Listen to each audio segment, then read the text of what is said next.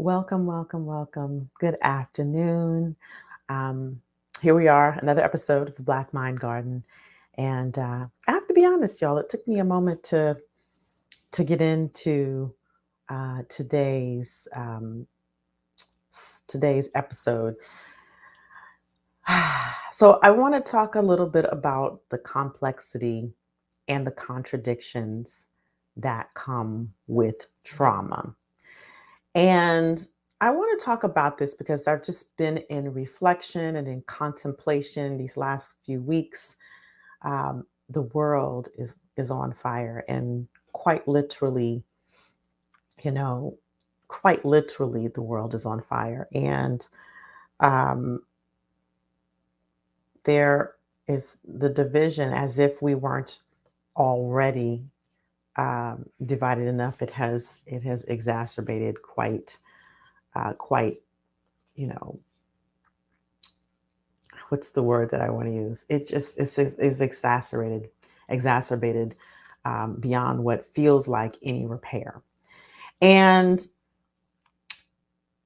and as I've been reflecting and thinking about everything that's been going on, finding, you know, sort of my voice inside of all of this, one of the things, the thing that has been running in my mind this entire time is how much trauma is present.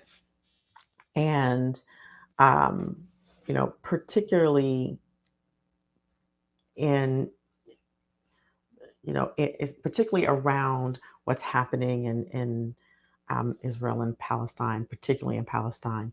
And then what's happening as a result in our country in the US and what's happening around the world as a result of all of this that's going on. And of course, there's a lot of protests, of call for ceasefire, rightfully so. And there is the timelines are flooded. So I'm speaking specifically of social media, right? And with the education, with the updates of current events. And so as I'm watching this and I'm thinking, about all of the trauma that's going on, I'm also looking at how people are responding and reacting to each other. I'm looking at, the specific communities that are divided, the Jewish community that is divided, that are those that are pro-Israel, those are Palestine. I'm looking at, how uh, the Black community is being impacted, especially activists who are standing with Palestine. I'm looking at um, the creators uh, who are fiercely standing and also at the same time calling out those who are not speaking out as vocally as everyone else. I'm looking at just a lot of things, and what I can see is just the complexity of this trauma that's happening and the depth. And so I just want to talk a little bit about what that is. What do I mean when I talk about the complexity? What do I mean when I talk about the contradictions? When we look at, in the description, I talk about the fact that there's this saying that hurt people, and it's really somewhat of an alluding to like how people who have experienced trauma, and we could talk about it on the world view because that's what's happening right now, but we could also talk about it in the context of interpersonal individual relationship as well.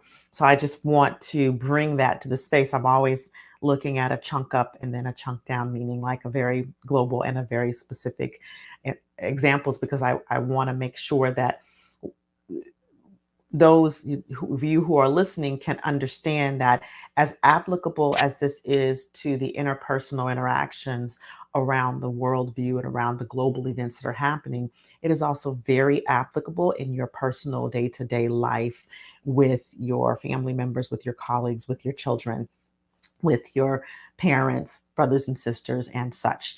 And even clients, if you're a coach, employees, if you're a leader.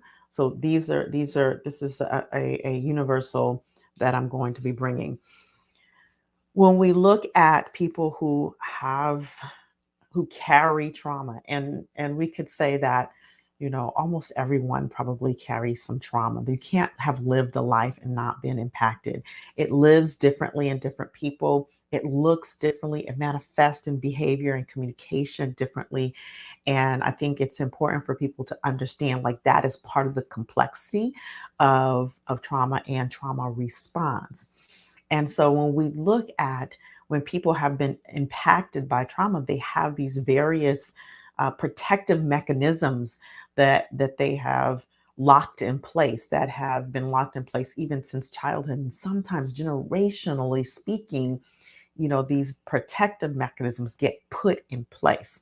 And so we have these protective mechanisms. Some of them are inherited beliefs and values that come from trauma, that come from the experience of maybe a parent or a grandparent or generations of ancestry of trauma. And then you have the belief systems that come from that, right?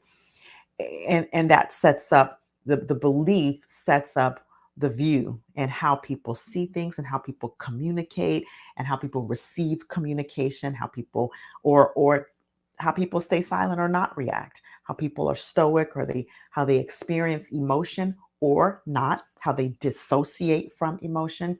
So it's important to understand that reactions and responses and activations can be varied, and they look different and different people. And so often, as you if you have listened to previous podcasts, if you have listened to any talks that I've done, you know that I talk about the fact that there are these various trauma responses, and oftentimes they are, I'll say oftentimes, they are involuntary, and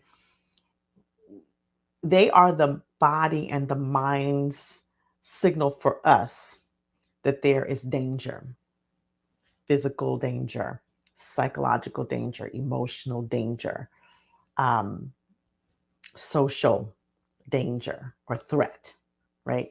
So, danger or threat. And so, our mind is constantly now on the lookout, looking over our shoulders about what's going on, what, what's a threat, who's a threat, and who's safe, right? And so, there's this sort of binary experience. And when a person is experiencing this, having this experience of activation, this traumatic activation, then it absolutely colors the way they react and respond. And if you want proof, you can just go on your timeline and read the comments. And so, when I, that is not to say that people's feelings are invalid. What it is to say is that when people are responding, reacting from trauma, oftentimes they're in tunnel vision. We're in tunnel vision, and it doesn't allow for workable, useful, solution focused, oriented conversation at all. And so, the complexity of all of this is that people experience trauma at different levels. And then we come to the screen, we come to the news, we come to whatever we come to, and then we're experiencing it vicariously. And the brain really doesn't detect a difference in primary versus vicarious. From a physiological standpoint, there's going to be a similar reaction response, and it's going to get coded into the body in a very similar way. And that's part of the complexity of it. Now, when you start to understand the lens, or look at things through the lens of trauma, what you can begin to see is that for the most part, people are communicating trauma to trauma to trauma to trauma, activation to activation to activation to activation. And when when I speak about holding space for the complexity and contradictions of trauma, what I mean by that is holding, or the allowing, that two things can be true. And so as we are looking at, particularly as we're looking at world events right now, and also if you look into your life, you know, what what is the space of two things can be true? And I'll give you an example. I am a Black woman. I identify as a Black woman. And so I identify in marginalized community that has historically been oppressed, that continues to be oppressed in many, many ways, as a woman and as an African American. And also, I identify as someone that there are areas of where I experience privilege. And so two things can be true, right? I can be in a marginalized community that historically has experienced oppression, and I can be in positions of privilege as well, right? And so this is holding the space for two things can be true. And when we are, it's that if you're in the at a debate with a person, there often comes a point where both people can be correct. And I intentionally saying correct, right? Both people can be correct in certain ways and manners. So when we begin to look at things from this perspective of, especially when we're looking at trauma, the complexity and the contradictions is that two things can be true. And it doesn't, and the two things being true does not invalidate one or the other. And so, see, what happens is that most people are in this binary state of thinking, scarcity state of thinking, in which if one person is right, the other has to be wrong. If one person wins, the other person has to lose, right? If one person gains power, the other person has to lose power. This is the thinking that most people walk with. This is why competition, when we talk about competition, it can get nasty. And the truth is that when we start to look through a different lens, the lens of allowing for complexities, allowing for both and, see, people who get stuck in this binary thinking, it is because they're not allowing for, maybe even unwilling to allow for the both and, for the two things can be true. And that, as we can see even now, is extremely harmful. If you look in the context even of our own nation here in the United States, and we look at where people are not allowing for that two things can be true, the both and, you could potentially look in your own life and look at where can two things be true, right? So I can, as a parent, I can maintain the authority in my household. And also, I can allow for my son to have some autonomy in our interaction and inside of the house. Two things can be true. And growing up, there was no a space for complexity in that manner. There was no autonomy in our household. Now, I'm not, saying anything negative about my parents. I'm just saying that's the generation they grew up in. That's the generation I grew up in. There was no complexity there. There was no holding the space for complexity there. Was there complexity? Absolutely. Was there holding space for? Absolutely not. Right. And so when this is the evolution, and this is value. I talk a lot about emotional intelligence and how emotional intelligence contributes to the expansion of this lens of holding space, this lens of the allowing for multiple things to be true. And so, I can be a parent and have the authority over the household, and I can allow my son some autonomy to be able to speak and express himself fully.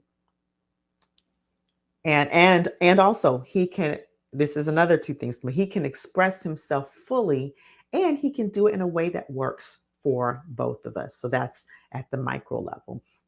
When we begin to look through the lens of trauma, two people who are interacting could be experienced, it could have been marginalized, could have had the experience of trauma. Two people interacting with each other, and acknowledging both does not invalidate the experience of one or the other. And a lot of what we're seeing right now in the world and in society is that you have these multiple communities who have experienced trauma, and and one historically marginalized community can still oppress another community. Some you could have communities who have experienced trauma and still inflict trauma on the other community. We're seeing that a lot in this world. And so when we have to look at that, well, how then do we begin to recognize, how do we begin to, and it has to start at the level of the individual, because the individuals are who run organizations, the individuals are who run families, the individuals who are the people who run countries. And the only way, this is from my point of view, the only way to be able to ripple this into a tidal wave is for each individual that is listening to be able to begin to hold space and interact with another in from this space of allowing two things to be true, allowing the both and looking through the lens of there's enough for all of it. And so when we understand, when people understand, when you understand that acknowledging another person's harm does not invalidate the trauma that you've experienced, does not invalidate your own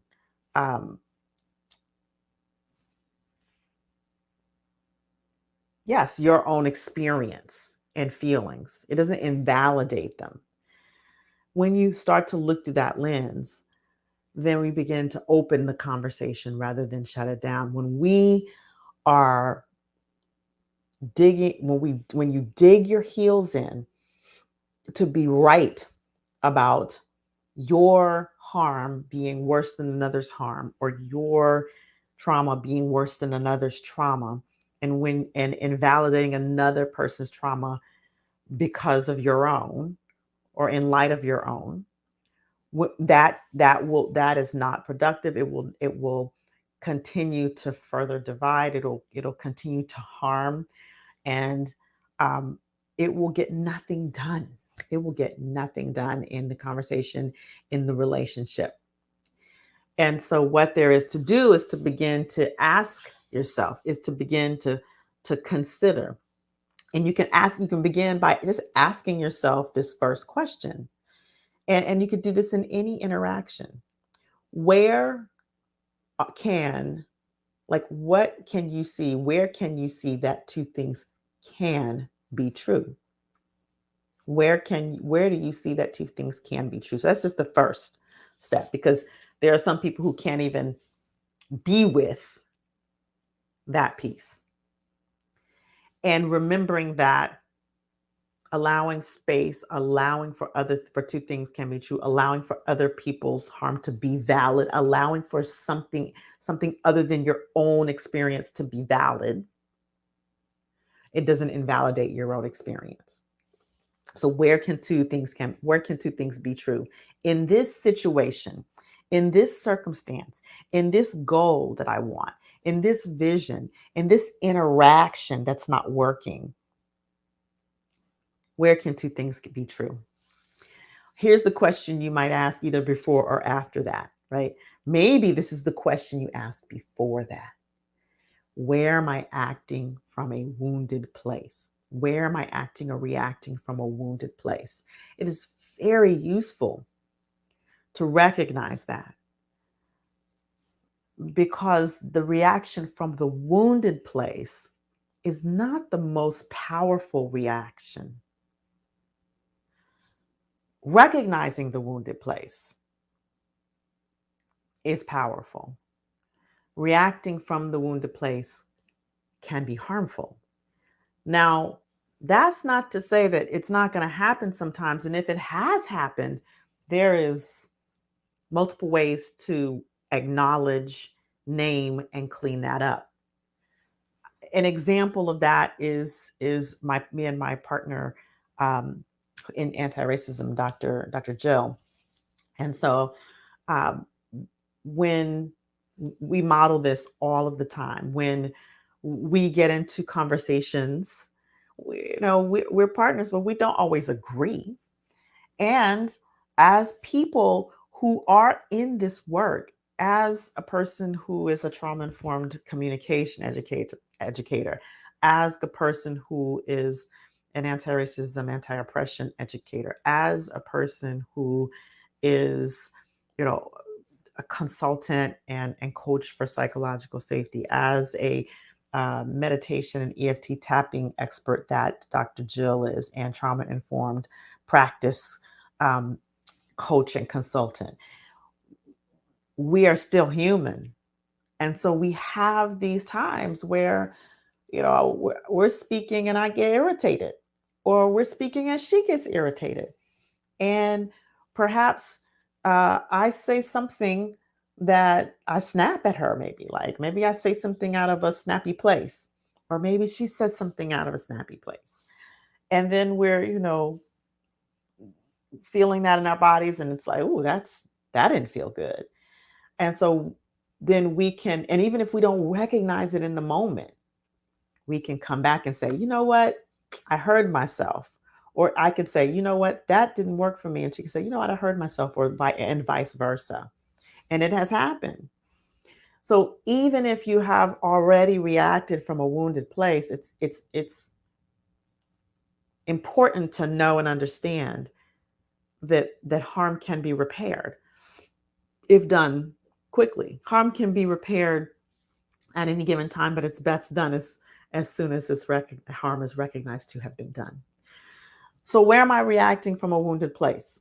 Where am I responding from a wounded place? Where is there unfinished business in the realm of healing? And then that has to be dealt with. That has to, you can dig into that, and that has to be dealt with.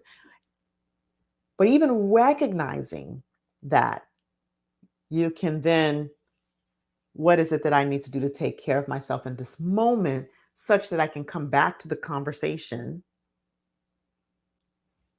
in a way that's more useful? Or where can I name that right now? I think that our society shames and discourages honest communication. I was speaking with a member of the community, excuse me, a member of the community for an organization for which I consult along with Dr. Jill, and something happened. An incident happened that we had to have a conversation about, and I was very activated. In fact, heated, and I led with that, like, I am very activated right now, and then so that, like, this is a heads up, I'm activated, and I want to set that aside and talk about what the problem was here, right? And to acknowledge that if my tone is the way it is, I'm working to manage my tone. And if my tone is the way it is, I know that I'm communicating from a wounded place or from activated place, right? And I think useful to communicate that, because then it gives that buffer of understanding. And so the person was able to receive what I was saying, even though I was, you know, very transparent about the space that I was in. And we could still be cool, and we could still be, I could still be respectful inside of that communication. And so our society discourages honest communication, and honest communication, when it can be done in a way that does not cause harm, is very useful. So we said, where am I? Ask yourself the question: where am I communicating from a wounded place? Where am I communicating from an activated place? Is it useful for me to be communicating from this place right now? And then, or where am I withholding? So here's another thing. There are people who, when they're in that activated space, they're fiery, they're direct, they're confrontational. And then there are people who do the opposite. They withdraw. Where am I withholding communication from a wounded place? Where am I withholding and hiding myself from an activated or communication place? I mean, a activated or a wounded place. Like, where am I withholding or being silent from that place? And where can two things be true? Where does this, in this circumstance or situation or in this communication? And how can I allow space for that? What works best for me to allow space for those two things to be true? And then you want to ask yourself, what can I do? What can I do that would make a difference in such a way that would make the interaction or the communication more workable, that would lead to a more workable solution? What is it that I can do next that that action or that communication would lead to a more workable interaction or solution? That's the next question, because there is the recognition, and then there's the next action, right? To open the conversation. And sometimes that may mean pausing, but that also may mean, you know, looking at things in a different way. And I often teach stepping into another's shoes for a moment. To When I say stepping into another's shoes, like the visualization of you're in your we're always looking for our view. But then what if we stepped out and looked at things from another view? What if we did that and really looked through the other person's eyes, seeing and hearing and feeling what they must be feeling? It's the access to empathy. And then stepping into the third position, looking at both, looking at what is the interaction, what is the dynamic, the third position, the observer position. And that's the exercise I often recommend that people do. And I talk about that in many podcasts. I talk about that in my TEDx talk. If you haven't watched it, that's the exercise I guide people through. It's a very useful exercise to begin to allow yourself to see the complexity of trauma that exists. So with that, I'll leave you with that. I'll leave you with those questions. And if you are uh, wanting to do more work around this, whether it be in an organization as a leader, whether you're personally wanting to do more work in this realm, I encourage you to go to the link on the screen if you're watching live, if you're watching this on YouTube. If you're not and you're listening, mindremappingacademy.com. That's Mind Remapping Academy.com.